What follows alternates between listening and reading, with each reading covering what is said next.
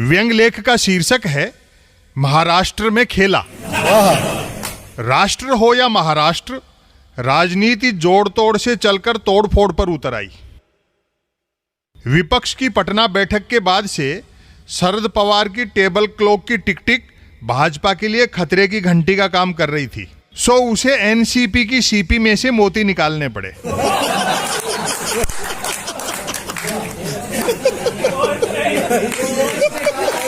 मजबूरी का नाम ऑपरेशन लोटस। दूसरा डर यह है कि एक नाथ का क्या भरोसा कब अनाथ कर दे। गुरु पूर्णिमा के एक दिन पहले चेले शक्कर हो गए। अजीत पवार फिर डिप्टी सीएम बन गए।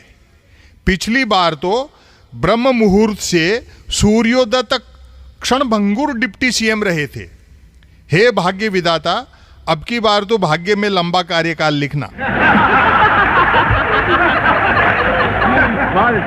लोग कह रहे हैं कि जब संविधान में कोई प्रावधान ही नहीं है तो पता नहीं क्यों कोई डिप्टी सीएम बनता है।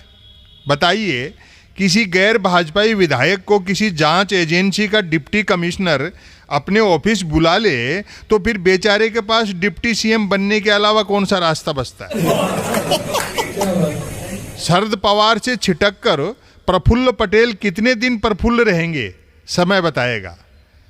छगन भुजबल भी मंत्री पद की शपथ लेकर मगन हैं। जांच बल के आगे धनबल भुजबल दोनों निर्बल ही होते हैं।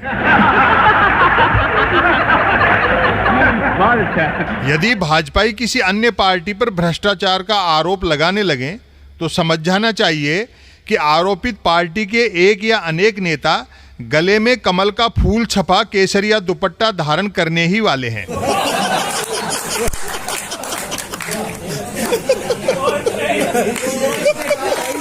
गले में कमल छाप केसरिया दुपट्टा डालते ही चेहरे पर लगे भ्रष्टाचार के काले दाग देशभक्ति के टेटू में बदल जाते हैं।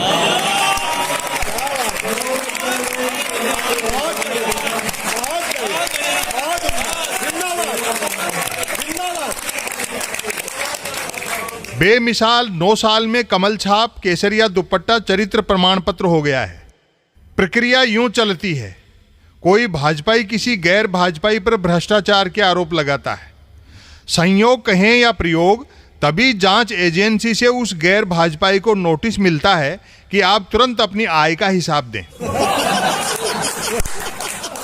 चूंकि आरोपी सदैव व्यवहार कुशल होते हैं, अतः वह गैर भाजपाई जांच एजेंसी के दफ्तर न जाकर आरोप लगाने वाले भाजपाई के दफ्तर जाता है।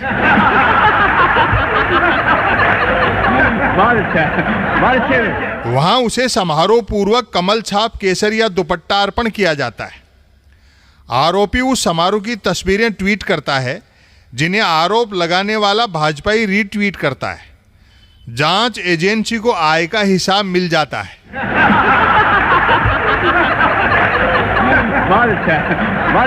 इतना होने के बाद भी कोई जांच एजेंसी पर सवाल उठाए कि आरोपी की आय वाली फाइल क्यों दबा दी गई, तो एजेंसी की तरफ से उसे यह कहकर समझा दिया जाता है कि सब स्पेलिंग मिस्टेक की वजह से हुआ था।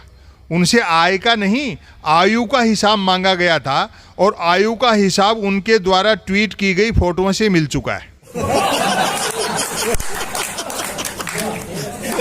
भाजपा द्वारा जिस गैर भाजपाई को भरे सदन में भ्रष्ट और अपराधी बताया जाता है, वह भाजपा में शामिल होते ही दूध सी सफेदी पा जाता है।